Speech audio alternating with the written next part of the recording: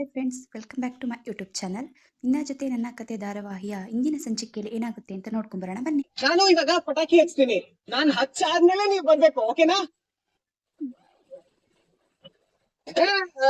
ಎಲ್ಲ ಸಕ್ಕತ್ತಾಗಿತ್ತು, ಆದ್ರೆ ಒಂದ್ ಮಿಸ್ಟೇಕ್ ಆಗೋಯ್ತು. ಅದಕ್ಕೆ ನಾನು ಪಟಾಕಿ ಹಚ್ಚಿ ಮುಗಿದ್ಮೇಲೆ ಬನ್ನಿ ಅಂತ ಹೇಳಿದ್ದೆ, ನೀವು ಮಧ್ಯದಲ್ಲೇ ಬಂದ್ಬಿಟ್ರಿ. ಸುಮ್ನಿರೋ, ಯಾವಾಗ್ಲೂ ಒಳ್ಳೆ ಸಣ್ಣ ಮಗು ತರ ಆಡ್ತಾರೆ. ಸುಮ್ನೆ ನಿಂತ್ಕೊಳ್ಳೋ. ಇಲ್ಲಿ ಹೋಗ್ತಿದ್ರು ಈ ಬಟ್ಟೆ ಎಷ್ಟು ಕೊಂಬೆ ಕೊಂಬೆ ಕಾಣಿಸ್ತಾ ಇದೀಯಾ? ಈ ಟೋಪಿ ಅಂತೂ ನಿನಗ್ ಹೇಳ್ ಮಾಡಿಸ್ದಂಗಿದೆ. ನನ್ ದೃಷ್ಟಿನ ಬಿಡುತ್ತೆ. ಆ ಟೋಪಿ ಅಲ್ಲಮ್ಮ, ಪೊಲೀಸ್ ಕ್ಯಾಪ್ ಅಂತಾರ ಅದಕ್ಕೆ. ಅಮೆರಿಕ ತುಂಡು ಇಂಗ್ಲಿಷ್ ಕ್ಯಾಪ್ ನ ಕನ್ನಡದಲ್ಲಿ ಅಂತ ಹೇಳೋದು ಬಂದ್ಬಿಟ್ಟ ನನಗೆ ಹೇಳ್ಕೊಡಕ್ಕೆ. ಸುಮ್ನೆ ನಿಂತ್ಕೊಳ್ಳೋ. ಅಂತೂ ನೀನ್ ಆಸೆ ಪಟ್ಟಾಗೆ ಪೊಲೀಸ್ ಆಗೆ ಬಿಟ್ಟೆ. ನೀನು ಅಮ್ಮ ಹೇಗಿದ್ಯಮ್ಮ? ಚೆನ್ನಾಗಿದ್ಯಾ? ನಮ್ಗೆ ಭೂಮಿ, ನಾನ್ ತುಂಬಾ ಚೆನ್ನಾಗಿದ್ದೀನಿ. ದೇವ್ರಂತ ಅಳಿಯಂದ್ರು, ಚಿನ್ನದಂತ ಕುಟುಂಬ, ಅರಮನೆ ಅಂತ ಮನೆ, ಒಳ್ಳೆ ಕುಚೇಲನ್ ಪಾಲ್ಗೆ ಕೃಷ್ಣ ಪರಮಾತ್ಮನೆ ಸಿಕ್ಕಾಗಿದೆ. ನಾನು ಆಯಸ್ಫೂರ್ತಿ ಎಲ್ಲಿ ಜೈಲಲ್ಲೇ ಕಳೆದ್ಬಿಡ್ತೀನೋ, ನಿಮ್ಮನ್ನೆಲ್ಲ ನೋಡಕ್ ಆಗುತ್ತೋ ಇಲ್ವೋ ಅಂತ ಕೊರಗ್ತಾ ಇದ್ದೆ ಕಣೆ. ಆದ್ರೆ ಅಳಿಯಂದ್ರು ಸಾಹಸ ಪಟ್ಟು ನನ್ನ ನಿರಪರಾಧಿಯನ್ನಾಗಿ ಸಾಬೀತುಪಡಿಸ್ಬಿಟ್ರು. ಅಜ್ಜಿ ಅಜ್ಜಿ ಆಶೀರ್ವಾದ ಮಾಡಿ. ಚೆನ್ನಾಗಿದ್ದೀರಾ ನೀವು? ನಿನ್ನೆವರೆಗೂ ಚೆನ್ನಾಗಿರ್ಲಿಲ್ಲ, ನಿನ್ನ ನೋಡಿ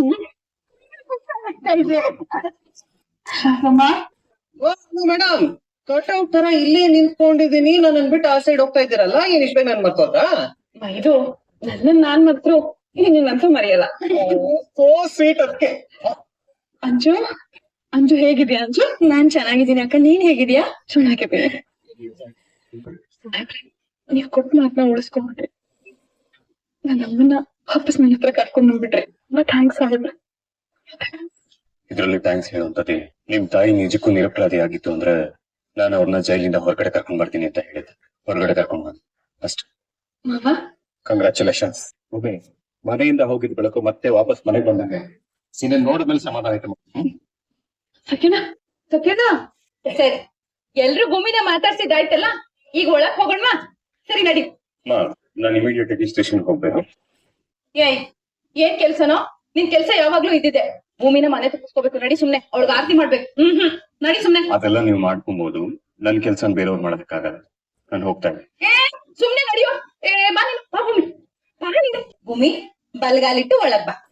ಭೂಮಿ ಅಕ್ಕ, ನಿನಗ್ ಯಾವ ತೊಂದ್ರೆನೂ ಆಗದೆ ಎಲ್ಲ ಒಳ್ಳೇದಾಗಿ ಯಶಸ್ವಿಯಾಗಿ ಟ್ರೈನಿಂಗ್ ಮುಗಿಸ್ಕೊಂಡ್ ಬಂದಿನೇ ನಿನ್ ಕೈಯಾರೆ ದೇವರಿಗೆ ತುಪ್ಪ ದೀಪ ಹಚ್ಚಿಸ್ತೀನಿ ಅಂತ ನಾನ್ ಹರಕೆ ಮಾಡ್ಕೊಂಡಿದ್ದೆ. ತಗೊಂಡ್ ದೇವ್ರಿಗೆ ಕೈ ಮುಗ್ದು ತುಪ್ಪ ದೀಪ ಹಚ್ಚು. ಭೂಮಿ, ಅಜ್ಜಿಗೆ ಯಾವಾಗ್ಲೂ ಆರೋಗ್ಯ ಕೊಡು. ಅತ್ತೆ ಮಾವ 3 ವರ್ಷ ಚೆನ್ನಾಗಿರೋ ಹಾಗೆ ಮಾಡು. ನಿಮ್ ಮೈದ್ನ ಭಾರ್ಗತಿ ಎಲ್ರು ಒಟ್ಟಿಗೆ ಒಂದು ಕೂಡ್ ಕುಟುಂಬವಾಗಿ ಅನ್ಯೋನ್ಯವಾಗಿರೋ ಹಾಗೆ ಮಾಡು ಅಂತ ಬೇಡ್ಕೊಮ್ಮ. ಸರಿ ಅಮ್ಮ. ನಾವೆಲ್ಲ ಕನ್ಸ್ ಮನ್ಸಲ್ಲೂ ಬಯಸಕ್ ಆಗದೆ ಇರೋಂತ ಜೀವನ ನಿಮಗ್ ಸಿಕ್ಕಿದೆ. ಎಷ್ಟು ಒಳ್ಳೆ ಕುಟುಂಬ, ಬಂಗಾರದಂತ ಗಂಡ. ಆ ಪುಣ್ಯಾತ್ಮನ್ ಬಗ್ಗೆ ಅಂತೂ ಮಾತಾಡಕ್ ನನಗ್ ಪದಗಳೇ ಇಲ್ಲ. ಅವರು ಮೇಲ್ನೋಟಕ್ ಕಡಕ್ ಅಷ್ಟೇ, ಆದ್ರೆ ಅವ್ರ ಮನ್ಸು ಮಲ್ಲಿಗೆ ಅಷ್ಟೇ ಮೃದು. ಅವ್ರ ಕೈ ಹಿಡಿಯೋದಕ್ಕೆ ನೀನ್ ತುಂಬಾ ಅದೃಷ್ಟ ಮಾಡಿದ್ದೆ ಭೂಮಿ. ಯಾವ್ದೇ ಕಾರಣಕ್ಕೂ ಅವರಿಂದ ನೀನ್ ದೂರ ಆಗ್ಬಾರ್ದು. ಅವ್ರ ಪ್ರತಿ ಹೆಜ್ಜೆಗೂ ನೀನ್ ನೆರಳಾಗಿರ್ಬೇಕು. ಭೂಮಿ, ನೀನು ಪೊಲೀಸ್ ಆಗ್ಬೇಕು ಮಗಳೇ ಅಂತ ನಿನ್ ಕನ್ಸ್ನ ನನ್ ಕನ್ಸ್ ಮಾಡ್ಕೊಂಡಿದ್ದಂತ ನಿಮ್ಮ ಅಪ್ಪ ಏನಾದ್ರೂ ಇವತ್ತಿದ್ದಿದ್ರೆ, ಇವತ್ ನಿನ್ನ ಈ ಯೂನಿಫಾರ್ಮ್ ಅಲ್ಲಿ ನೋಡಿ ಇಂಥ ಅರಮನೆಗೆ ನೀನ್ ಸೊಸೆ ಆಗಿದ್ಯಾ ಅಂತ ಗೊತ್ತಾಗಿದ್ದಿದ್ರೆ ಎಷ್ಟು ಸಂಭ್ರಮ ಪಟ್ಟಿರೋರು. ಅಮ್ಮ ಆಯ್ತಾ, ಅಳ್ಬೇಡ ಅಮ್ಮ. ಅವಳ ಅಪ್ಪ ಎಲ್ಲಿದ್ದಾರೋ ಅಲ್ಲಿಂದ ಅವ್ರಿಗೆ ಆಶೀರ್ವಾದ ಕೊಡ್ತಿದ್ದಾರೆ. ನೀನು ನಿಮ್ ತಂದೆ ಕನ್ಸನ್ನ ಈಡೇರಿಸ್ದೆ, ನಮ್ಮೆಲ್ರಿಗೂ ಸಂತೋಷನೇ. ಆದ್ರೆ ನಮ್ಗಳ ಕನ್ಸನ್ನ ಮತ್ತೆ ಬಿಟ್ಟಿಯಲ್ಲಮ್ಮ. ನಿನ್ ಕನ್ಸ ಏನದು? ಅಕ್ಕ, ಏನಕ್ಕ ನೀನು? ಮಗು ಈಗಷ್ಟೇ ಟ್ರೈನಿಂಗ್ ಮುಗಿಸ್ಕೊಂಡ್ ಬಂದಿದೆ, ಆಗ್ಲೇ ಮೊಮ್ಮಗು ಆಸೆ ಅಂತ ಹೇಳ್ತಿದ್ಯಲ್ಲ. ಸ್ವಲ್ಪ ದಿನ ಅವ್ಳು ಕೆಲಸ ಮಾಡ್ಲಿ, ಅದ್ರ ಅನುಭವ ಏನು ಅಂತ ಪಡ್ಕೊಳ್ಳಿ, ಆಮೇಲೆ ಮಕ್ಳು ಮರಿ ಇದ್ದಿದ್ದೆ ಅಲ್ವಾ ಮಮ್ಮಿ? ಕರೆಕ್ಟ್ ಆಗಿ ಹೇಳಿದ್ರಿ ಸಾಹೇಬ್ರೆ. ಶ್ರವಣ, ಅಯ್ಯ ಅದಕ್ಕೆಲ್ಲ ಹಾಗೆ ನೋಡ್ತಿದ್ರ ನನ್ನ. ಜನ್ಸಿ ಆಲೋಚನೆ ಮಾಡೋ ರೀತಿನೇ ಹಾಗಲ್ವಾ? ಜನ್ಸಿ ಜನರೇಷನ್ ಏನು, ಅದಕ್ಕೆ ಹಾಗನ್ನಪ್ಪ. ಒಳ್ಳೆ ತರಾನೇ ನೋಡ್ತಿದ್ದಾರೆ ಎಲ್ಲರೂ. ಅಂಡ್ ಮೋರ್ ಓವರ್, ಮಗು ಯಾವಾಗ ಮಾಡ್ಕೋಬೇಕು ಮಾಡ್ಕೋಬಾರ್ದು ಅನ್ನೋದು ಅವ್ರವ್ರ ವೈಯಕ್ತಿಕ ಡಿಸಿಷನ್ ಅಪ್ಪ. ಮಾಡ್ಕೊಂತ ಬಿಡು. ಆದಷ್ಟು ಬೇಗ ಡಿಸೈಡ್ ಆಗ್ಬೇಕದು.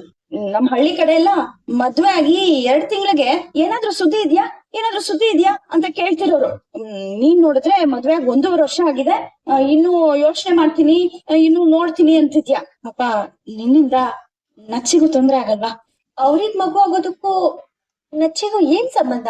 ದೊಡ್ಡವನ್ಗೆ ಮಗು ಆದ್ರೆ ನಿಮ್ ದಾರಿ ಕ್ಲಿಯರ್ ಆಗತ್ತೆ ಅಂತ. ಆಕ್ಚುಲಿ ಏನ್ ಗೊತ್ತಾ, ಯಾವ್ದೇ ವಯಸ್ಸಲ್ಲಿ ಏನೇನ್ ಆಗ್ಬೇಕು ಅದಾದ್ರೇನೆ ಚಂದ. ಈಗ್ಲೇ ಮಕ್ಳು ಮಾಡ್ಕೊಂಡ್ಬಿಟ್ರೆ ಒಳ್ಳೇದು.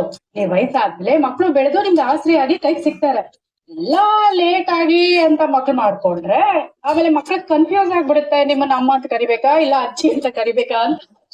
ನಾನು ಹೀಗ್ ಹೇಳ್ತಾ ಇದ್ದೀನಿ ಅಂತ ತಪ್ಪು ತಿಳ್ಕೊಬೇಡಿ. ನಚ್ಚಿಗೆ ಅಂಜುಗೆ ಮಗು ಆದ್ರೆ ಅದು ಸಂತೋಷ ಮಾತ್ರ ಕೊಡುತ್ತೆ. ಆದ್ರೆ ನಮ್ ಹೊರಗ್ ಮಗು ಆದ್ರೆ ಸಂತೋಷದ ಜೊತೆ ನನಗ್ ಮರ್ಯಾದೆನೂ ಕೊಡುತ್ತೆ. ಅಮ್ಮ, ಭಾಗ್ಯ ಅವ್ರೆ, ನಿಮ್ ಮಾತ್ ಅರ್ಥ ಆಗ್ಲಿಲ್ಲ. ಸಂಗೀತ ಅವ್ರೆ, ನಾನು ಜೈಲಲ್ಲಿದ್ದಾಗ ನನ್ನ ನೋಡಕ್ಕೆ ಅಂತ ನಮ್ ಸಂಬಂಧಿಕರೆಲ್ಲ ಬರೋರು. ಗಂಡನ್ನೇ ಕೊಲೆ ಮಾಡಿರೋಳು ಇವಳು. ನಮ್ ಬಳಗಕ್ಕೆಲ್ಲ ಮಸಿ ಬಳದ್ಬಿಟ್ಲು. ಇವಳೇ ಹಿಂಗೆ ಇನ್ನ ಇವಳ ಮಗಳು ಹೆಂಗೋ ಅಂತ ಅವಮಾನ ಮಾಡಿದ್ರು. ಅದೇ ಈಗ ನಮ್ ಭೂಮಿಗ್ ಮಗು ಆದ್ರೆ ಆ ಮಗುನ ಎತ್ಕೊಂಡು ಹೋಗ್ತೀನಿ, ಮುಂದೆ ನಿಲ್ಲಿಸ್ತೀನಿ, ತೋರಿಸ್ತೀನಿ. ನೋಡಿ ನನ್ ಮಗಳು ಇವತ್ತು ಹೇಗ್ ಬದುಕ್ತಾ ಇದ್ದಾಳೆ ಅಂತ. ಭೂಮಿ, ನಿಮ್ ಅತ್ತೆ ಆಸೆ, ನನ್ನ ಆಸೆ, ಈ ಮನೇಲಿ ಎಲ್ರ ಆಸೆನೂ ಅಷ್ಟೇ. ಆದಷ್ಟು ಬೇಗ ಈ ಮನೇಲಿ ಒಂದ್ ತೊಟ್ಲು ತೂಗ್ಲಿ ಅನ್ನೋದೆ. ನೋಡು, ಏನೋ ಅರ್ವಿಗ್ ಬರ್ದಿದ್ರು ಮಗು ನೋಡ್ಬೇಕು ಅನ್ನೋ ಆಸೆ ಇದೆ. ನೀನು ಕೆಲ್ಸ ಮಾಡ್ಬೇಡ ಅಂತ ಹೇಳ್ತಾ ಇಲ್ಲ, ನಿಮ್ ಕೆಲ್ಸದ ಜೊತೆ ಸೊಸೆ ಜವಾಬ್ದಾರಿನೂ ನೀನ್ ನಿಭಾಯಿಸ್ಬೇಕು ಅಂತ ಹೇಳ್ತಾ ಇರೋದು.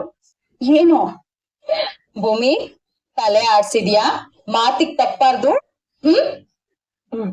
ಸರಿ, ಸುಸ್ತಾಗಿರ್ತೀಯಾ? ಹೋಗ್ ರೆಸ್ಟ್ ಮಾಡು. ಲಕ್ಷ್ಮಕ್ಕನ್ ಮಾತು ಕೇಳ್ಕೊಂಡು ನಾನ್ ಸಾಹೇಬ್ರನ್ನ ತಪ್ಪು ತಿಳ್ಕೊಂಡ್ಬಿಟ್ಟೆ.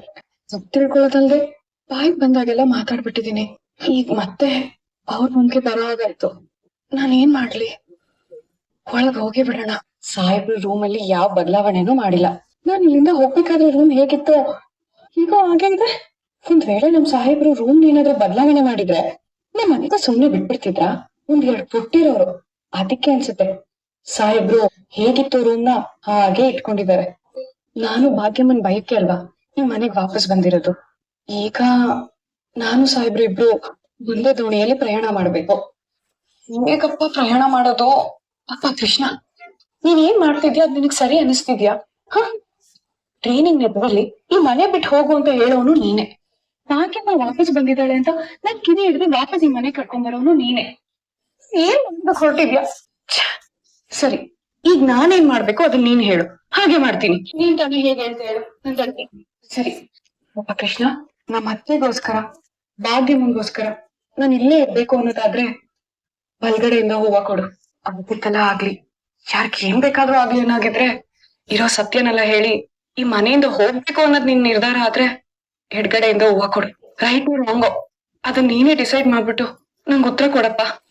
ಇಲ್ಲೇ ಇರುವಂತ ಏನೋ ನೀನ್ ಸೂಚನೆ ಕೊಟ್ಟೆ, ಇರೋದು ನಾನೇನ್ ಸ್ವಲ್ಪ ಮಾತಾಡಿದೀನ ಸಾಹೇಬ್ರ ಹತ್ರ?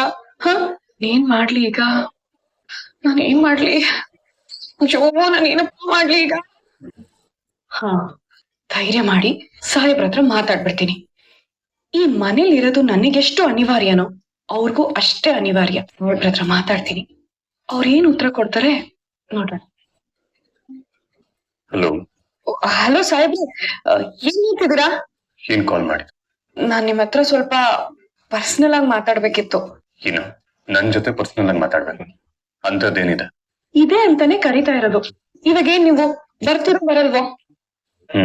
ಸರಿ ಆಯ್ತು, ಇಷ್ಟೊಂದು ರಿಕ್ವೆಸ್ಟ್ ಮಾಡ್ಕೊತಿದ್ಯಲ್ಲ, ಸಿಗೋಣ. ಆದ್ರೆ ಇಲ್ಲಿ ನಮ್ಮ ಮನೆ ಹತ್ರ ದೇವಸ್ಥಾನ ಇದೆಯಲ್ಲ, ಅಲ್ಲೇ ಸಿಗೋಣ. ಸರಿ, ಬರ್ತೀನಿ. ಎಷ್ಟೊತ್ತಿಗೆ? ಇನ್ನೊಂದ್ 20 ನಿಮಿಷದಲ್ಲಿ ನಾನು ರೆಡಿಯಾಗಿ ಬೇಗ ಬೇಗ ದೇವಸ್ಥಾನದ ಹತ್ರ ಬರ್ತೀನಿ, ನೀವು ಬೇಗ ಬೇಗ ಬನ್ನಿ. ಸರಿ ಆಯ್ತು. ಅರ್ಥವಾಯ್ತು. ಅವಳು ಖಂಡಿತ ನಿನ್ನನ್ನ ಪ್ರಪೋಸ್ ಮಾಡೋದಕ್ಕೆ ಕರೀತಿದ್ದಾಳೆ. ನಾನ್ ಗೆಸ್ ಮಾಡ್ತಿರೋ ಪ್ರಕಾರ ಭಾಗ್ಯಮ್ಮನ್ನ ಜೈಲಿಂದ ಹೊರಗಡೆ ಕರ್ಕೊಂಡ್ ಬರ್ತಿರೋದಕ್ಕೆ ಥ್ಯಾಂಕ್ಸ್ ಹೇಳೋದಕ್ಕೆ ಮೀಟ್ ಆಗ್ತಿರ್ಬೋದು. ನಿನ್ನ ತಲೆಗೆ ಯಾವತ್ತೂ ಸಕಾರಾತ್ಮಕ ಆಲೋಚನೆಗಳು ಬರೋದೇ ಇಲ್ವಾ? ಬರೀ ಹಿತವಾದ ನಕಾರಾತ್ಮಕ ಆಲೋಚನೆಗಳೇ ತುಂಬಿ ತುಳುಕ್ತಿರ್ತಾವ. ಅವಳು ಕರೆದಿದ್ದಾಳೆ ಅಂದ್ರೆ ಏನಾದ್ರೂ ಒಂದು ಅರ್ಥ ಇರುತ್ತೆ. Please subscribe my YouTube channel. Thank you all.